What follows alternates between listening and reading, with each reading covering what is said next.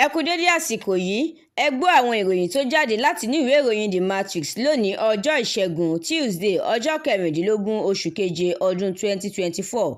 Ẹniọlá Abọ́sẹ̀dé Sàlíù lórúkọ mi. Wàhálà òṣèlú ní ìpínlẹ̀ Rivers ń tẹ̀síwájú pẹ̀lú bí ilé ìgbìmọ̀ aṣòfin ibẹ̀ ṣe tilẹ̀kùn mọ́ owó níná lábẹ́ rẹ̀ pẹ̀lú bí gbèdéke ọjọ́ tí wọ́n fún Fubara ṣe pé wọ́n ti fi òfin dè é láti má lè ná owó nínú àpò òṣùwọ̀n ìjọba ìpínlẹ̀ náà.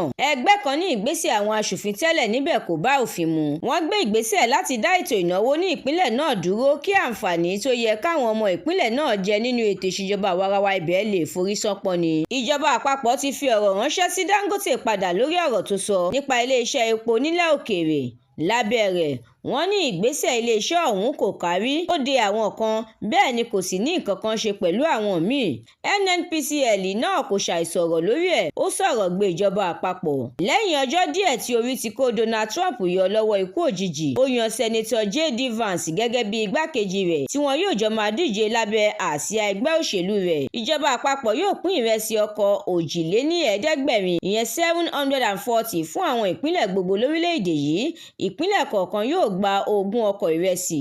Ìjọba àpapọ̀ àti orílẹ̀-èdè United Arab Emirates ti jọ sọ àjọsọyépọ̀ o. Wọ́n ti fi òpin sí ìfòfinde ìwé ìrìnnà àwọn ọmọ Nàìjíríà lọ sí orílẹ̀-èdè náà. Nítorí ìfàsẹ́yìn tó wà nílé iṣẹ́ Hydrocarbon Pollution Remediation Project (HYPREP), Ààrẹ Tinubu ti yọ Dókítà Fẹ́mi Adékànbí kúrò nípò ọ̀gá àgbà ilé-iṣẹ́ náà. Ó dá Zabby padà sí ipò ọ̀hún. Ilé-ẹjọ́ ti pa á láṣẹ pé kí Bayero àti àwọn 4 tó kù rẹ̀ padà sí ipò Emir kó wa wọn ní ìpínlẹ̀ Kano. Ìròyìn eré ìdárayá tìlù tìfọ́n ni wọ́n fi kí ẹgbẹ́ agbábọ́ọ̀lù orílẹ̀-èdè Spain káàbọ̀ sílùú wọn lẹ́yìn tí wọ́n gbo ewúro sí ẹgbẹ́ agbábọ́ọ̀lù orílẹ̀-èdè England lójú pẹ̀lú àmì ayò 2-1 nínú àṣekágbá ìdíje Euro 2024 láti gba ife ẹ̀yẹ náà. Ẹ lọ ka àwọn ìròyìn lóríṣiríṣi síwájú sí nínú ìwé ìròyìn The Matrix lójú òpó Facebook, Instagram, TikTok, YouTube àti X.